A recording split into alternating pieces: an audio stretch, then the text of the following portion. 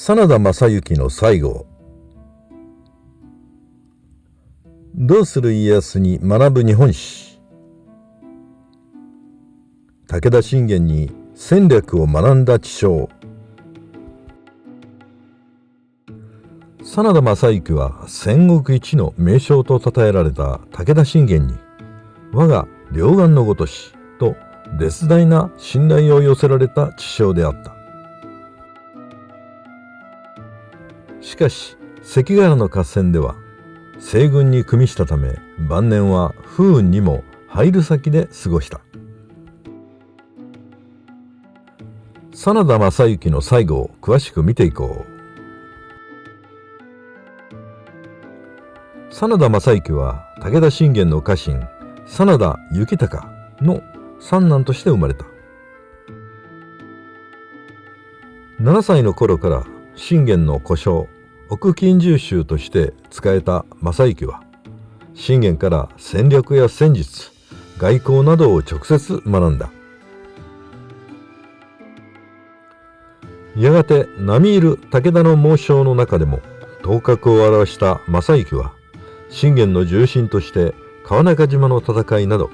数々の合戦で活躍している。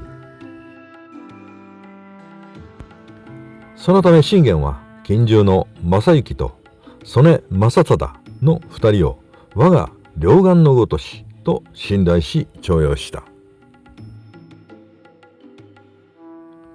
しかし信玄の後を継いだ武田勝頼が滅び、次に頼った織田信長も本能寺で倒れる。昌幸は豊臣秀吉について徳川家康とは対峙して第一次上田合戦では数倍の兵数の徳川軍を類まれな戦術で撤退させている。1600年慶長5年、徳川家康が上杉討伐に出陣すると、大阪で石田三成が反徳川ののろしを上げ、関ヶ原の合戦が始まる。真田家は家名存続のため、嫡男の信行は東軍に、昌幸と次男の信繁は西軍に組みした。家康は嫡男秀忠に3万8,000の大軍を授け、中山道を西進させた。家康は秀忠に西軍へと寝返った真田昌幸を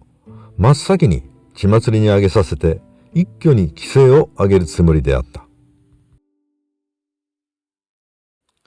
秀忠は8月24日に宇都宮を出発。昌幸がこもる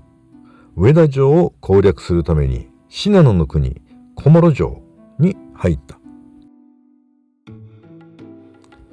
第二次上田合戦は城下の庶民も巻き込んでの戦いとなった。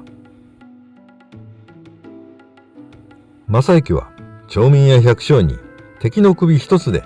地業100石を与えると約束して鼓舞したという。その結果、昌幸は真田家に伝わる秘宝を駆使してたった3,000の人数で秀忠率いる3万8,000の徳川軍を翻弄した。当初昌幸は秀忠にあっさりと降伏する素振りを見せていた。ところが昌幸は証となる聖書をなかなか出そうとしないため、数日が無駄に過ぎ去る。たまりかねた秀忠が真田信行を通じて催促すると、昌幸は平然と次のように答えたという。お待たせしたが、やっと戦いの準備が整ったので、返事が遅れ申した。武器も兵糧も整ったので、そろそろ合戦のお相手をいたそう、と昌幸は秀忠に返事する。これを聞いた秀忠は、顔を真っ赤にして激怒して、上田城への総攻撃の命令を出している。そのためこの第二次上田合戦も第一次と同じように徳川方は多くの犠牲者を出して撤退する。結局秀忠は関ヶ原の合戦には間に合わず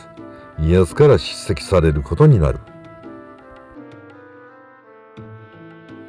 しかし真田昌幸の奮戦虚しく西軍は敗れ、家康は領地を召し上げた上に昌幸と信繁に死罪を申し渡した。信行と舅の本田忠勝の懸命の除名嘆願で家康は昌幸と信繁の命は助け、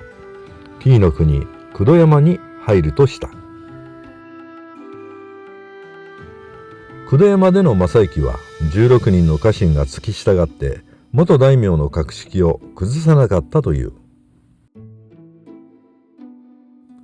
そのため出費もかさみ、昌幸はたびたび国元の信行に金の無心をした。九度山は高野山の山麓で日中と夜間の寒暖差が激しい60歳を過ぎた昌幸の身には辛い居住環境であった。また昌幸は本田正信に盛んに取りなしを頼み、斜面も近いと信じていたようである。